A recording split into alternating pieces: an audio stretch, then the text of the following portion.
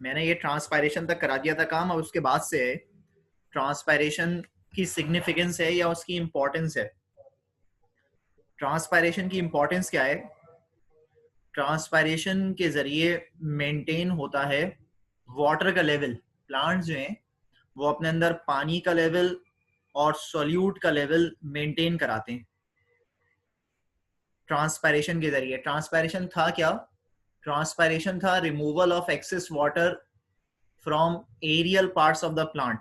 जो aerial parts हैं plant के, उनके जरिए एक्सेस वाटर का या एक्सेस मिनरल और आइंस का रिमूव हो जाना, इसको कहते हैं आप ट्रांसपायरेशन।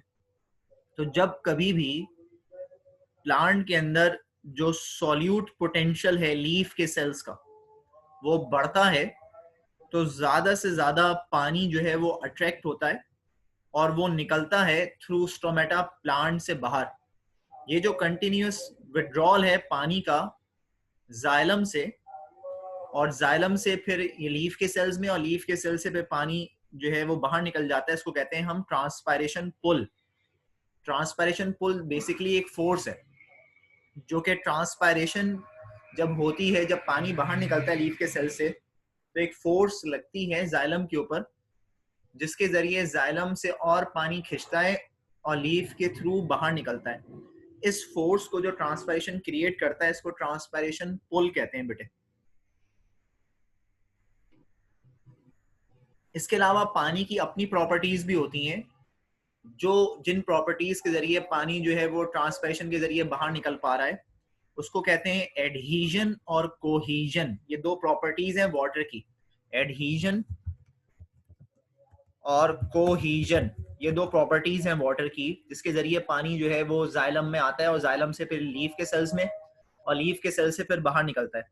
एडहीजन जो है, एडहीजन जो है ये वाटर मॉलिक्यूल्स का, एडहीजन जो है ये वाटर मॉलिक्यूल्स का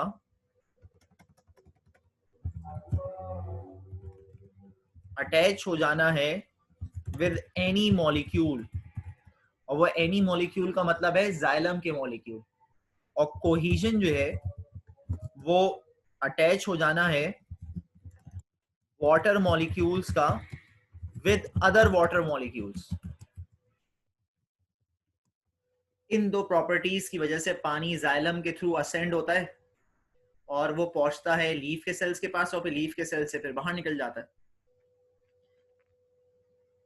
तो ये कंटिन्यूसली पानी जो जाइलम में मूव हो रहा है, इसको कहते हैं ट्रांसपायरेशन स्ट्रीम।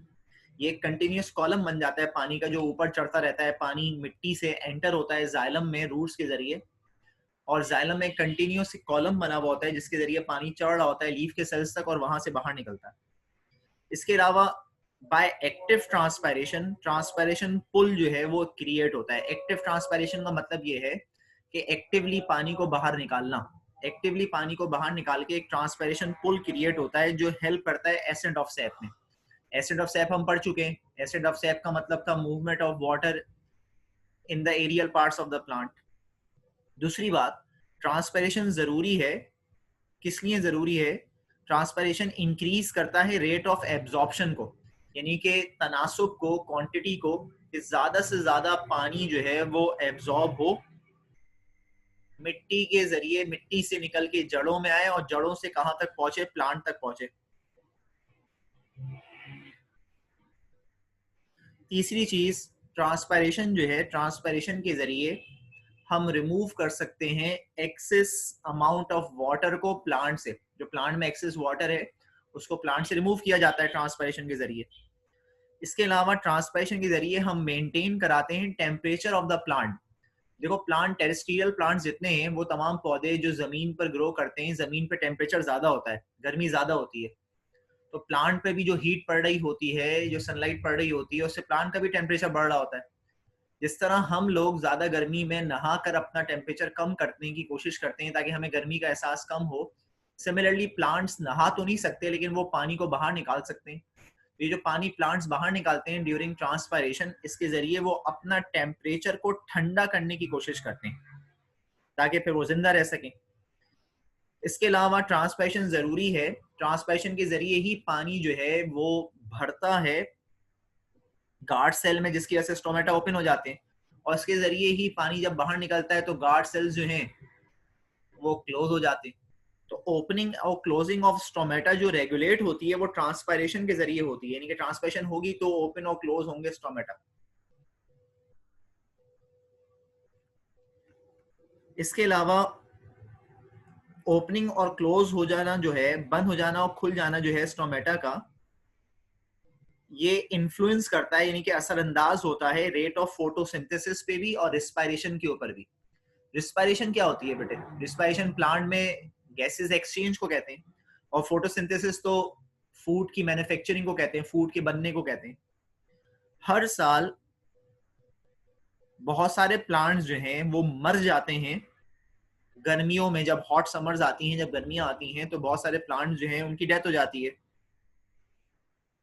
क्योंकि ज्यादा गर्मी में एक्सेसिव लॉस होता है वाटर का from aerial parts. Aerial parts का मतलब है कि लीव्स के जरिए, जिसकी वजह से विल्टिंग होती है। विल्टिंग का मतलब होता है मुरझा जाना। विल्टिंग का मतलब होता है मुरझा जाना। विल्टिंग का मतलब है मुरझा जाना। पौधे मुरझा जाते हैं, डिहाइड्रेट हो जाते हैं। डिहाइड्रेट मतलब उनमें पानी की कमी हो जाती है, जिसकी वजह से डेथ हो सकती है प्लांट की। ट्रांसपायरेशन को कंसिडर किया जाता है कि ये नेसेसरी एलिमेंट है, ये जरूरी है होना प्लांट में, क्योंकि इसके फायदे हैं जिसके बारे में मैंने अभी आपको ऊपर बताया। और ये एक ईवल भी है। ईवल इस तरह से है कि अगर ट्रांसपायरेशन ज्यादा हो जाएगी तो ज्यादा वाटर लॉस हो जाएगा, जिससे डिहाइड्रेशन हो जाएगी, पौधा मर भी सकता है। तो और हर साल मिलियंस की तादाद में पौधे मर भी जाते हैं इस वजह से। तो ट्रांसपायरेशन जो है उसके एडवांटेज भी हैं, मतलब फायदे भी हैं, और उसके नुकसानात भी हैं, दोनों तरह से है। कि वो कौन कौन से फैक्टर्स हैं जो अफेक्ट करते हैं रेट ऑफ ट्रांसपायरेशन को? इसमें तीन चीजें हैं। टेम्परेचर है, ह्यूमिडिटी है। चार चीजें हैं, टेम्परेचर है, ह्यूमिडिटी है, विंड है और एटमॉस्फेरिक प्रेशर है। ये चार चीजें जो हैं वो असरअंदाज होती हैं ट्रांसपायरेशन के रेट पर।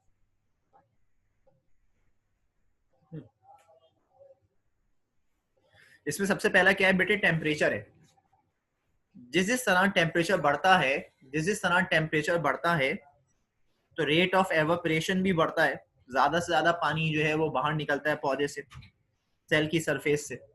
तो increase in temperature will also increase the rate of transpiration. तो ये यानी कि ये डायरेक्टली प्रोपोर्शनल है। टेम्परेचर जो है वो डायरेक्टली प्रोपोर्शनल है रेट ऑफ ट्रांसपायरेशन को लेकर।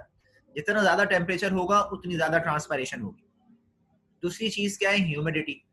ह्यूमिडिटी कहते हैं हवा में पानी का तनासुब, वाटर वेपर्स की क्वांटिटी हवा में, in air, quantity of water vapour in air is called humidity.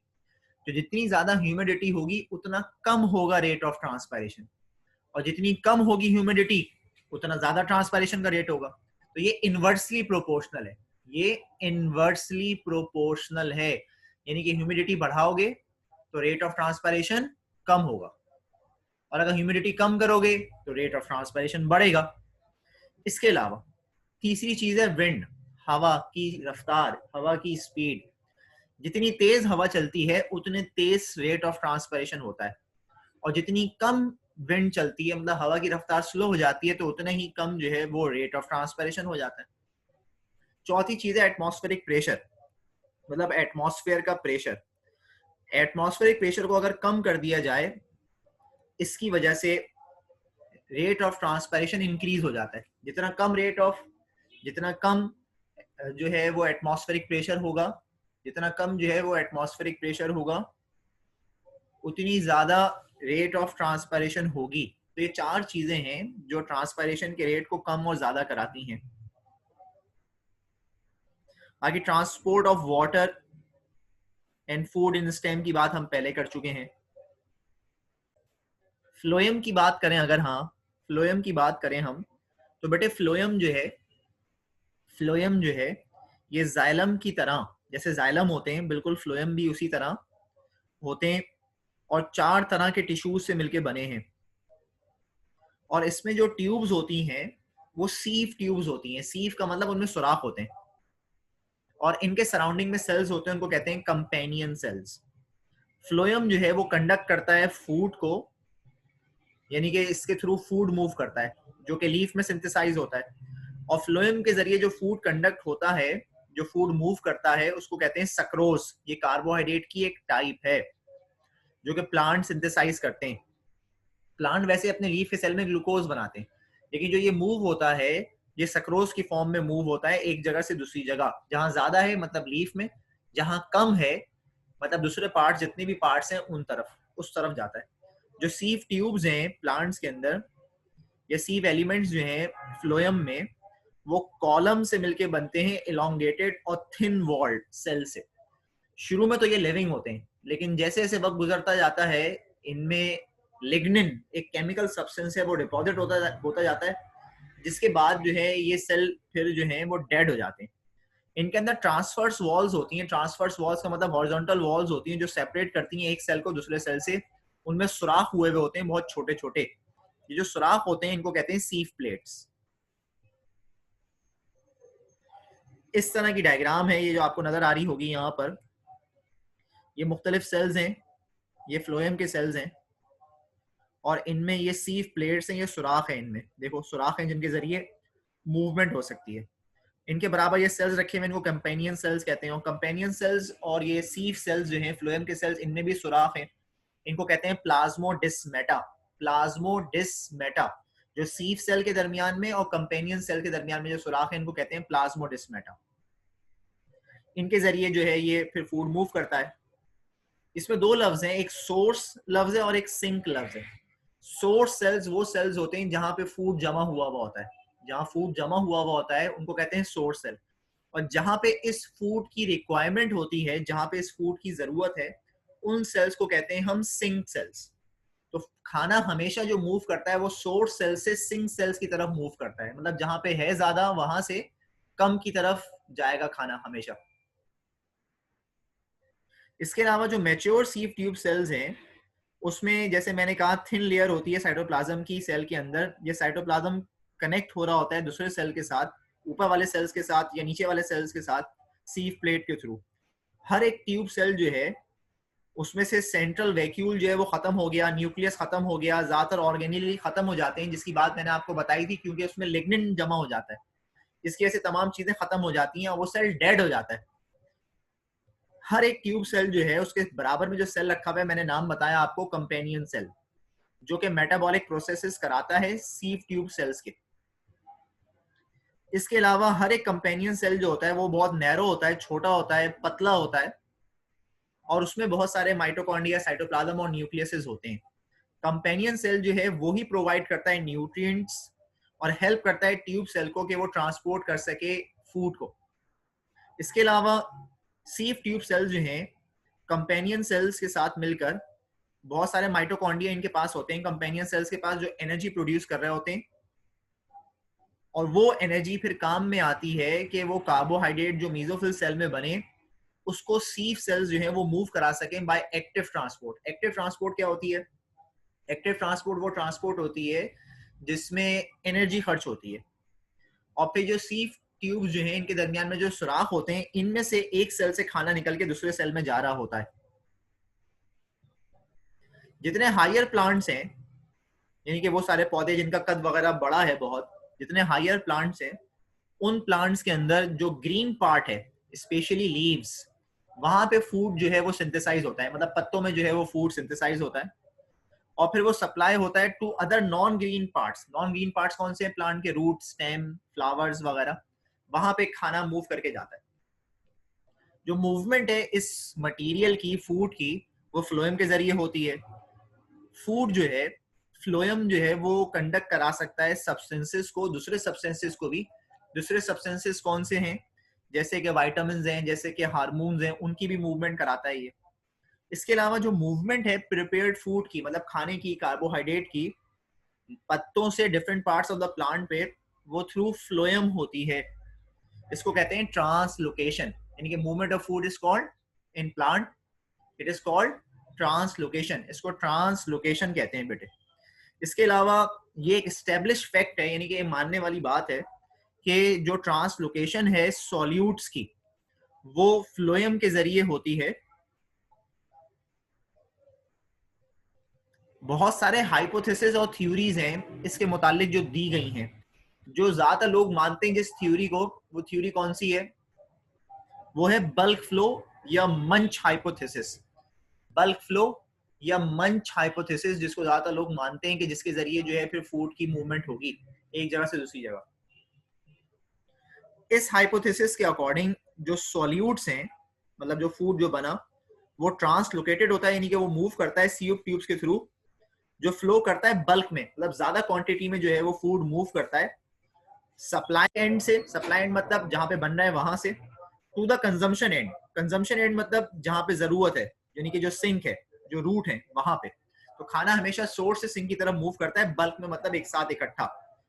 As a result of photosynthesis, जब कभी फोटोसिंथेसिस होती है तो जो सप्लाई एंड है, मतलब जहां खाना बन रहा है, लीव्स में बन रहा है खाना, उसमें से लार्ज अमाउंट जो है ऑर्गेनिक सॉल्यूट्स का वो जाता है, which cause tremendous increase in suction pressure of leaf cell mesophyll cell। यानी कि जो मेसोफिल सेल हैं उनमें जो सलाहियत है सक करने की फूड को वो बढ़ जाती है। वहां से मेसोफिल सेल से खाना निकल के जाता है, विड्रॉ होता है, फ्लोएम में जाता है। और इसकी हेल्प कौन करता है? मूविंग वाटर, पानी।